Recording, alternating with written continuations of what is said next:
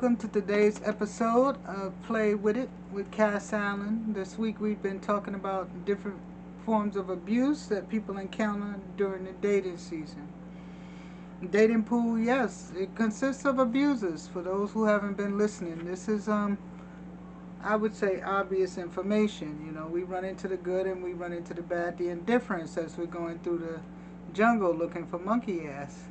Um, Today we talk about emotional abuse.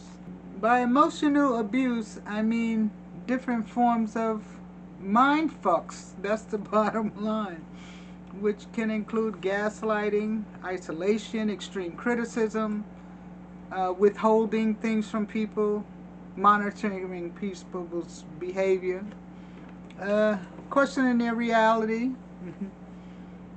So many forms of emotional abuse that people take on. And again, as with other forms of abuse, sometimes we get caught up in a situation, and instead of identifying the abuser, we take on some of the words that they say and we lock them onto ourselves, and then we form insecurities that don't exist. We allow them to manifest behaviors in us that weren't there. You know, there's a story about a woman who had a regular nose. Somebody told her she had a big nose. As the story goes on, her nose is fucking humongous by the end of the story.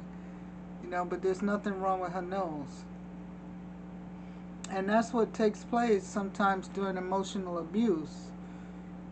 As I said, you know, especially with gaslighting, people get you to question reality. The reality is my nose is fine, but now you have me buying makeup to make it look smaller when it's already the smallest nose in the room.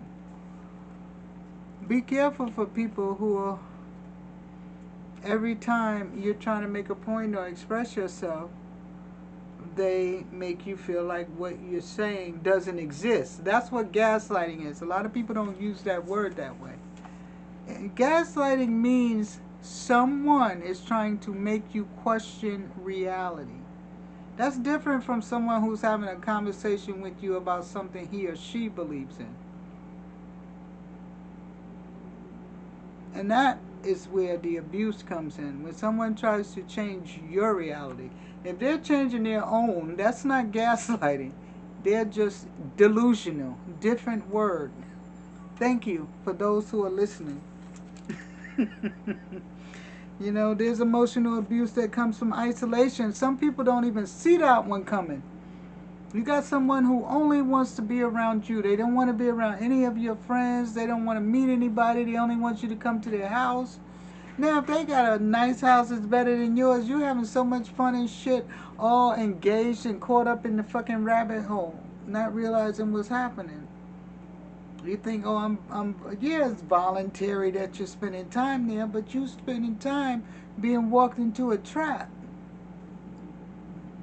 Where when it's time for this person to, excuse me, perhaps cross the line into physical abuse, you have no recourse. You have no friends and family, and nobody even knows where you fucking are because you didn't give people the number. They don't have the address to come get your ass if something raw pops off. Be careful when you dating someone that you don't isolate yourself, especially when it comes to providing information to the people in your life in case something goes wrong. Like I said, they can come get your ass. Don't think, oh, they love me so much that they just want me and only me. I'm so fucking special. They just want me and only me. A lot of times that's not true. You may be that magic case. Anything's possible on this earth. I believe in gray, not black and white. But we're not talking about them. You know, you got to be careful out here.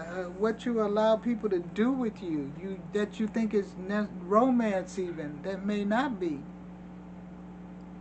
For me personally, the woman that I'm dating, we both know a lot of the same people.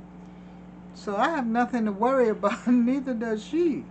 We are very blessed that way. Everybody's not so lucky, you know.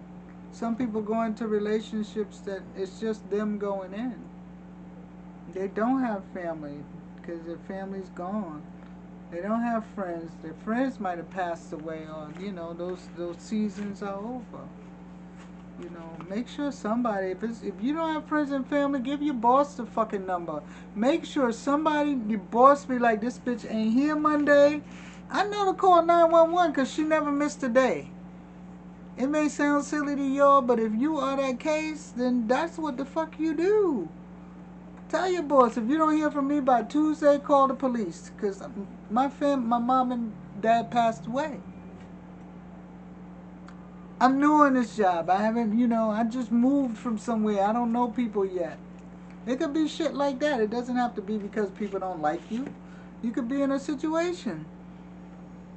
I'm coming here for 2 years to work remotely. Okay, who the fuck you know? Nobody. No friends, no family except phone calls. But you need somebody that's like close to your ass too, that can get to you. Have a coworker, 5 coworkers call you. One on Monday, one on Tuesday, whatever the fuck you gotta do. To protect yourself from all these types of situations, especially isolation, because it can happen just like that. So many people go on vacations, they start talking to somebody on vacation, they don't fucking come home.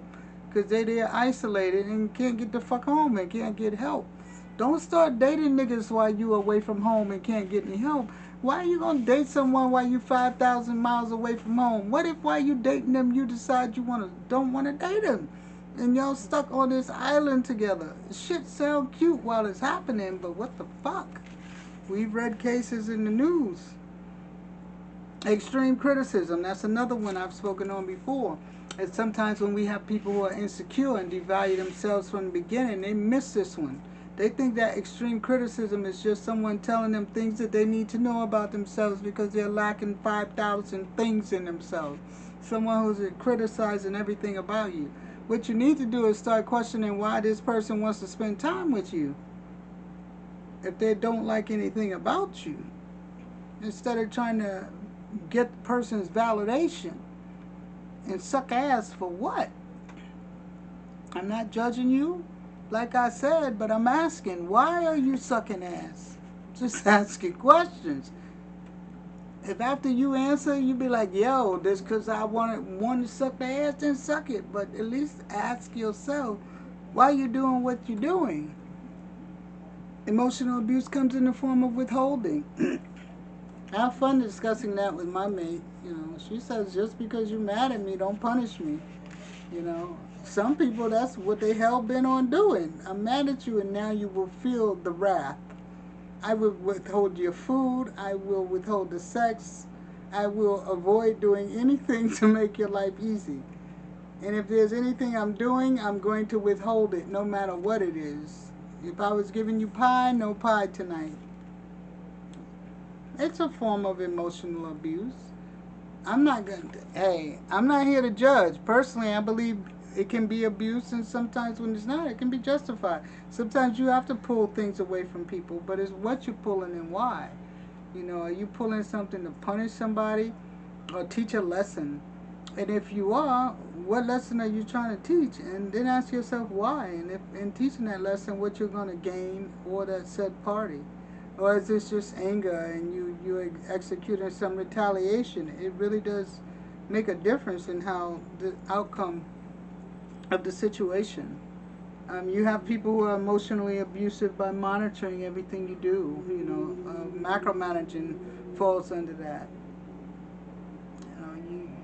They try to take away your ability to have autonomy. These are just some of the examples of all the many ways that people can abuse you emotionally, and people just write it off because it's not physical abuse. Oh, it's no big deal, I can handle her, or yeah, she gets like that. She likes to call me crazy when I say what I have to say about the situation. She likes to divert it. She likes to make me feel stupid. I've heard people say it to me. Like, don't talk to me like I'm stupid. I know what I'm talking about. Don't try to make me feel crazy. I think a lot of us have heard that from people, in all fairness, when you're going through your struggles or you're exchanging dynamics where there's difficulty, if you will. You're trying to work out what's going on here. Many of us have bordered on emotional abuse. We played on each other's emotions. That's basically what it is. You know, oh, I know this is gonna make her feel nutty. Oh, she's on my trail. Let me help her take a U-turn off of my scent. You know, stuff like that. Oh, I don't like her no more. Now everything about her looks fucking crazy. I've had that conversation with people. Sometimes the things that you love the most, all of a sudden you're like, oh my god, like those lips are so beautiful. Now you can't stand the person. You're like, oh, that big fucking lip, bitch. You know, you know the extreme criticism. You know, many of us have done it. You know you have. I'm willing to admit it. I've been mad at people where I've withheld sex. I admit it. I've done it. I'm like, I don't want to fucking touch you. I'm fucking mad at you. You make me sick right now. I don't even want to fucking look at you right now.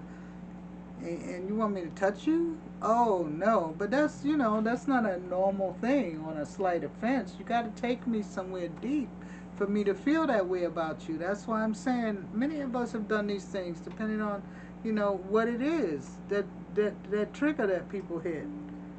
So, while you're going down that lane, I can only pray for you like I pray for myself, that we continue to grow and aspire to higher vibrations, and be better at what we do and how we execute, how we exchange with each other, and how we tap each other's emotions, and how we express our own. For me, that's the ultimate goal that none of us are ever going to be perfect at, because we all have triggers. We all have bad days. We all have days that people put us in a mood that we're not normally in. We get agitated. All those other emotions, that form also a basis of how we react in situations. Like I say all the time, I'm not perfect. I get way up in the camera and tell you that because I'm not trying to be perfect, and I'm not trying to tell you all the solutions to life. I'm simply saying let's have more conversation about it, because that's how we find better solutions and get innovative and share with each other and give each other ideas on how to be better fucking humans walking the planet. It's really that simple. What can I do to be less abusive? I tell a story and I'll tell it right here on the camera. I used to DJ, and I wanted somebody to make some chicken for a party. And the deal was I had to suck her titty. I'm telling y'all straight up what happened. I didn't want to suck her titty, but I wanted that chicken. I felt like I was being abused, like she was taking advantage of me. Like, I don't have no more fucking money. You now you abusing me because of my material qualifications, and now you got me all fucked up because I got this party in like 4 hours, and I want this chicken there. I'm like, who the fuck you think you talking to? This is emotionally abusive shit going on, and I'm gonna tell y'all that chicken was good at the party, even though I knew that the deal that she was striking with me was wrong and she was taking advantage of me because of a situation. I still went through with it. You understand what I'm saying? I know what y'all do out there. I understand that it can be difficult. You get up in the monkey booty and it tastes so good, it smells so good, it feels so good that you let these slight offenses go. And what happens in the end every time? Do I need to say more about that? Huh? This has been Cass Allen on Play With It. Thanks for joining me. Have a good day and have a good night.